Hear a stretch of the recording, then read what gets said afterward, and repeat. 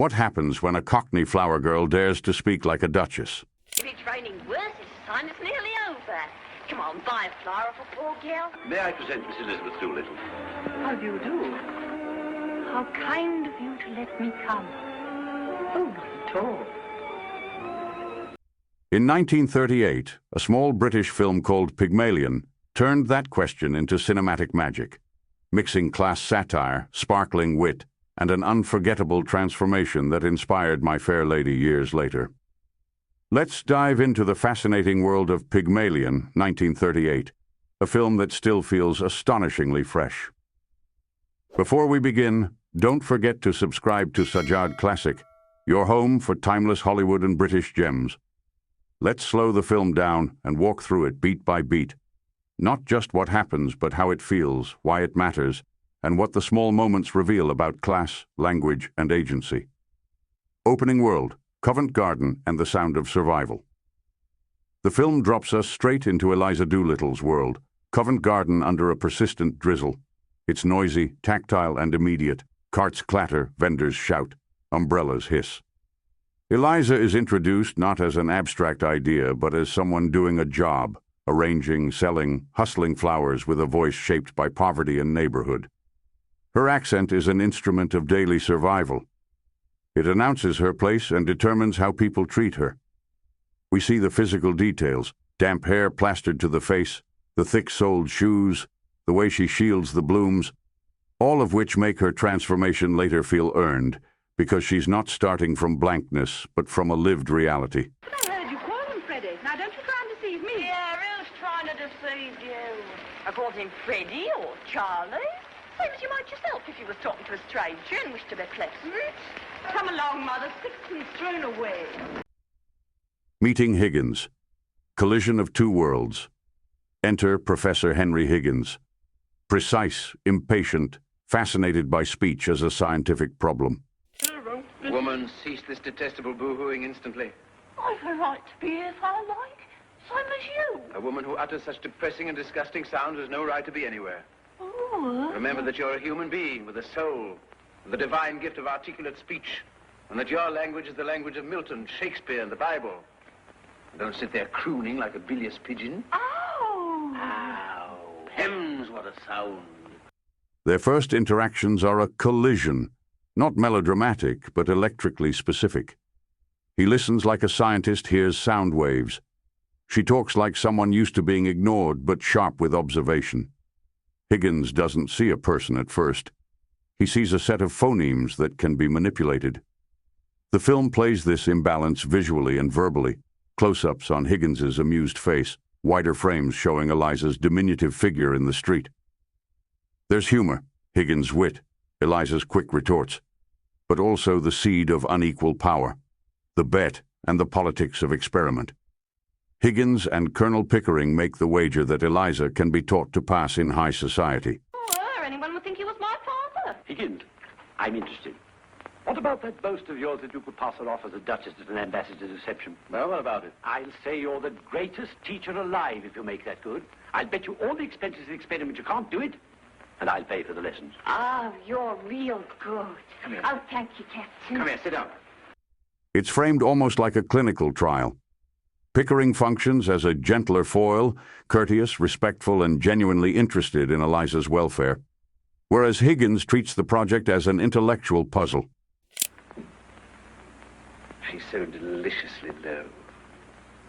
So horribly dirty. No, I ain't dirty. I washed my face and hands before I come, I did. I shall make a duchess of this draggle-tailed gutter snipe. Oh! In 6 months, in 3, if she has a good ear and a quick tongue, I'll take her anywhere and pass her off as anything. This contrast is crucial. It sets up two possible models of power over Eliza. Pickering's kindness suggests one way to support someone's growth. Higgins's arrogance shows the risk of turning a human being into a trophy. The wager, therefore, isn't just plot device, it's the moral engine of the story. Training, the slow, tactile work of change. You see these 3 marbles? I want you to put them in your mouth. Yes, 1, 2, 3. Now don't be alarmed, it's just an exercise. Now then, repeat slowly after me. The shallow depression in the west of these islands is likely to move slowly in a westerly direction. The shallow depression in west of these islands is likely to move. Look. I've swallowed one. Don't worry, we have plenty more.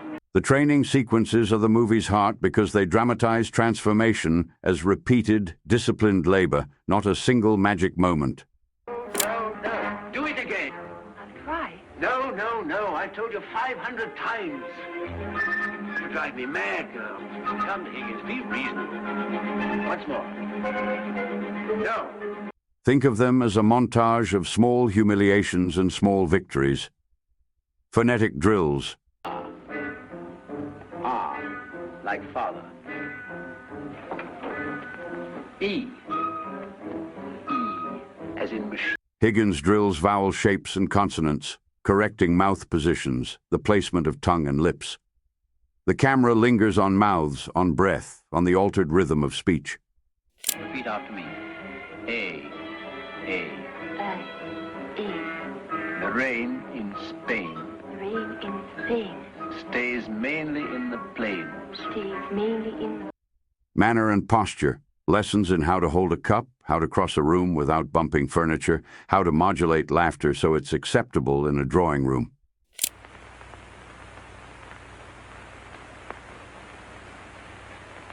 How do you do, Mrs. Higgins?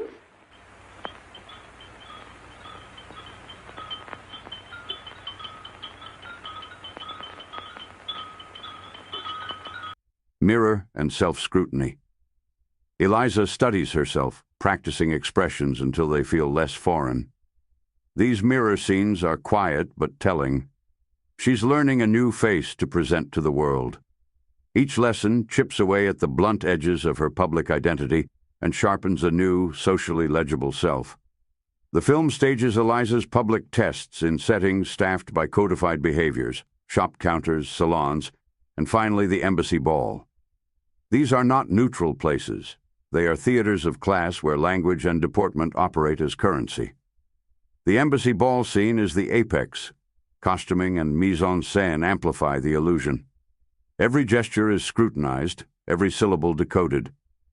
Eliza's success is dramatic because the cameras and the crowd are complicit. The audience within the film applauds her performance, believing the facade. The film makes you watch how easily society can be deceived when it relies on surface markers to judge status. The movie distinguishes two kinds of change: outward social acceptance and inner selfhood. Outwardly, Eliza succeeds. She speaks with clipped vowels, wears fashionable gowns, and fools the elite. May I present Miss Elizabeth Doolittle? How do you do? How kind of you to let me come. Oh, not at all.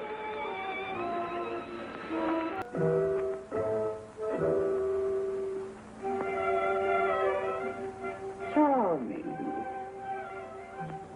Miss Doolittle.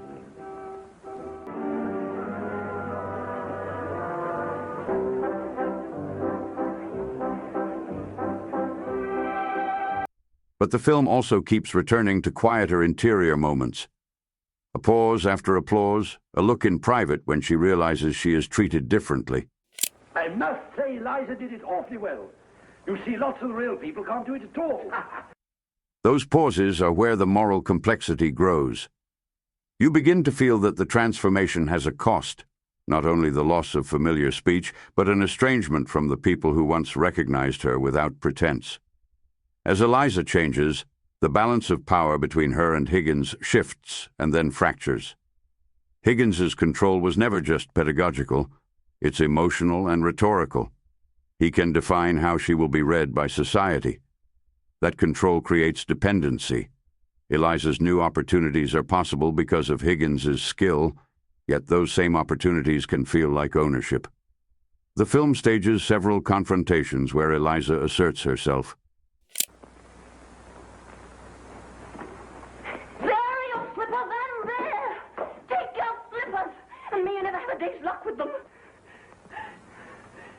What's the matter?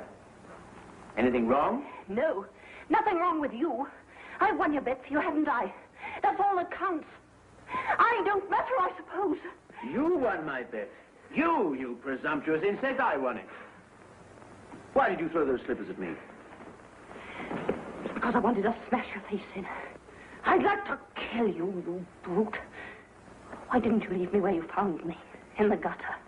You thank God it's all over and that you can throw me back again there now, do you? Well. The creature is nervous after all. Would you? Don't you dare show your temper to me. Sit down and be quiet. Moments when she refuses to be treated as an object of display, when she claims the dignity she earned through hard work. Before you go, sir. Eh? Do my clothes belong to me or to Colonel Pickering? What the devil use would they be to Pickering? You might want them for the next girl you pick up to experiment on. My own clothes were burnt. What's it matter? Why need you start bothering about that in the middle of the night? I want to know what I may take away with me. I don't want to be accused of stealing. Stealing? Eliza, you shouldn't have said that. That shows a want of feeling. I'm sorry. I'm only a common, ignorant girl, and in my station I have to be careful. There can't be any feelings between the like of you and the like of me. Don't you hit me? Hit you, you infamous creature. How dare you accuse me of such a thing? It's you who have hit me. You've wounded me to the heart. I'm glad. I've got a little of my own back anyhow. You've caused me to lose my temper. A thing that's hardly ever happened to me before. I prefer to say nothing more tonight. Those scenes are essential because they turn the story from a mere makeover into a debate about autonomy. The crisis, identity, dignity, and the breaking point. The crisis comes after the successful social tests, when the repercussions set in. Eliza expects recognition as a person, not a proof of someone else's intellect. She seeks independence, a way to be both respected and self-determined. Higgins, by contrast, expects gratitude and fails to grasp the emotional dimension of what he has done. The confrontation is not theatrical shouting, it's a moral reckoning.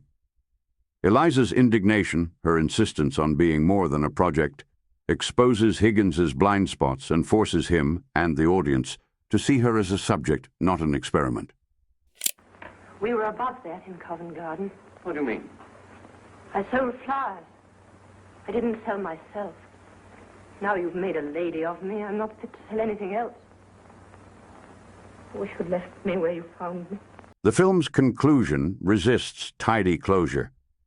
It smartly avoids turning the story into a conventional romance where the man wins the woman he engineered. Instead, the ending keeps the tension alive.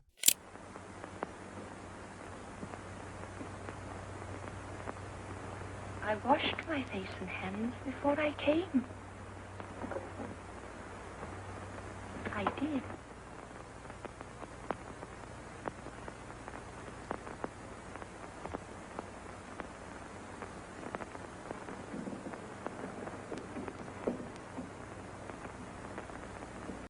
Does Eliza return to Higgins out of love, convenience, or something more ambiguous? Or does she forge a new life built on the tools she now controls? By leaving this open, the film honors Shaw's original intent, to foreground agency and self-definition rather than sentimental pairing.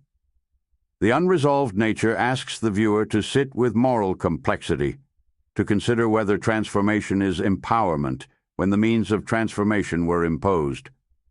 A few thematic threads run through every scene and make the storyline rich rather than merely linear. Language as power. Speech is not neutral, it's a social passport. The film demonstrates that accents and diction shape destiny. Class performativity.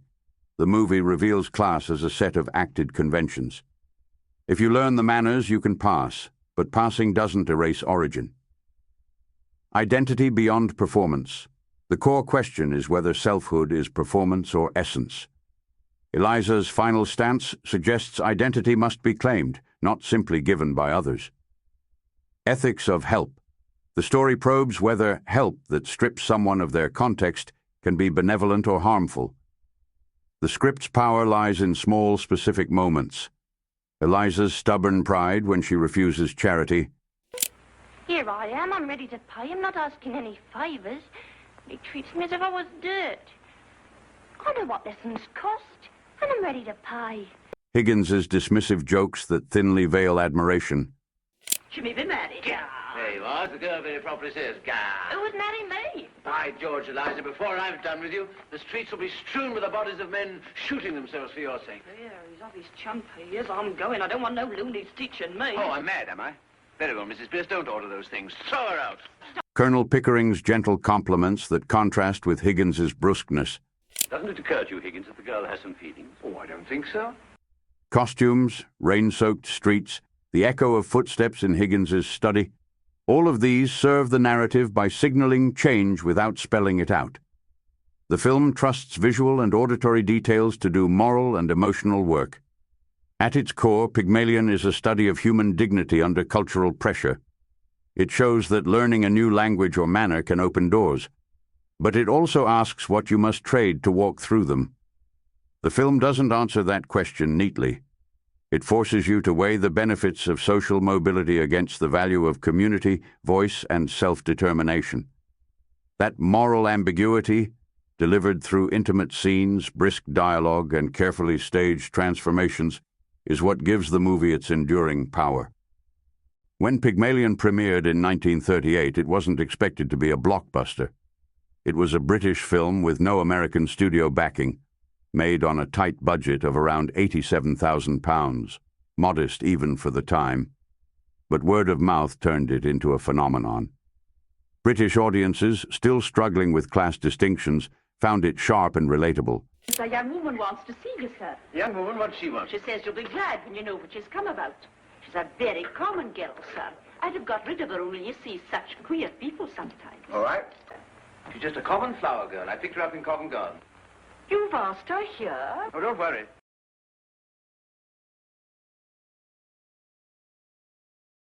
In America, critics hailed it as proof that British cinema had grown up.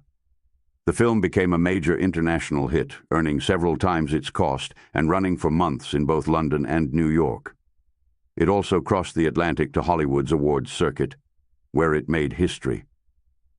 At the 1940 Academy Awards, Pygmalion won Best Screenplay, and George Bernard Shaw, then 83 years old, became the only person ever to win both a Nobel Prize and an Oscar. When asked about his reaction, he famously quipped, "It's an insult. They might as well have given it to a bank clerk." When Pygmalion was released, audiences were accustomed to polished heroines and soft-focused beauty. Then came Wendy Hiller, raw, intelligent, and defiantly unglamorous. She played Eliza Doolittle not as a Cinderella figure waiting for transformation, but as a proud woman fighting for her voice in a world that tried to silence her. In the film's early scenes, she's earthy and unfiltered, her Cockney accent thick, her posture awkward. But as Higgins trains her, we watch not just an accent being refined, but a mind awakening. Hiller manages the near impossible. She transforms Eliza without erasing her spirit. Critics instantly noticed. The New York Times praised her as a revelation, an actress of rare control and inner radiance, capable of turning a phonetic experiment into human triumph. The Times of London wrote, "Miss Hiller does not merely act Eliza, she lives her. There is pride in her poverty, grace in her rebellion, and dignity even in her distress." Reviewers admired how she resisted sentimentality. Instead of playing Eliza's transformation as a fairy tale, she played it as a test of identity. And that was revolutionary for 1938, a woman defining herself not through romance, but through intellect and self-respect. Even George Bernard Shaw himself was delighted. He reportedly told Hiller after the premiere, "You have given my Eliza more humanity than I ever dreamed." That performance earned her an Academy Award nomination for Best Actress, cementing her as one of Britain's finest dramatic talents. Opposite Wendy Hiller stood Leslie Howard, already famed for Of Human Bondage and The Scarlet Pimpernel. As Professor Henry Higgins, Howard turned arrogance into art, cold intellect laced with flashes of warmth. His Higgins was sharp, witty, and utterly human. The Guardian hailed him as a triumph of irony, fencing with language itself, while Variety admired how he turned intellect into charm and arrogance into magnetism. But Howard wasn't just acting. He co-directed the film, giving it a crisp pace and elegant restraint. His dual touch in front of and behind the camera became a masterclass in subtle authorship. And alongside him stood Anthony Asquith, the son of a British Prime Minister, who transformed London's fog into poetry. Sight and Sound praised how his camera listens as much as it looks, turning Shaw's talkie play into something cinematic and alive. Trivia that made history. Howard's hesitation.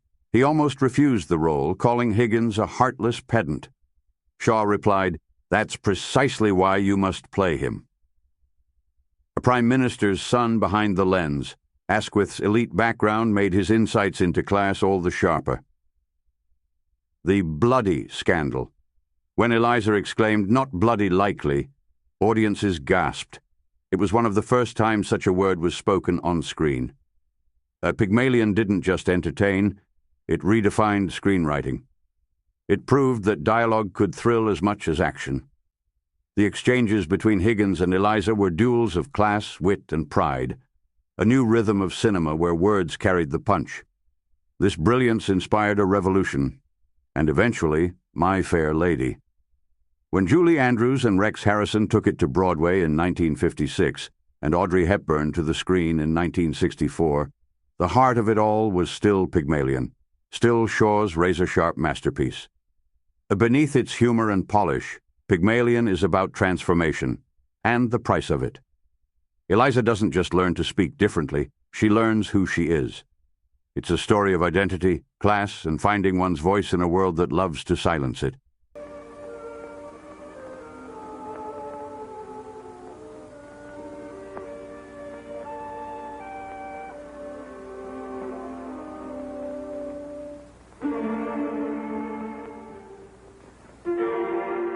Even after 8 decades, Pygmalion reminds us that real change isn't just about how you speak. It's about daring to be heard. If you enjoyed revisiting this British classic, don't forget to subscribe to Sajjad Classic, where timeless stories like Pygmalion still breathe with wit, elegance, and soul.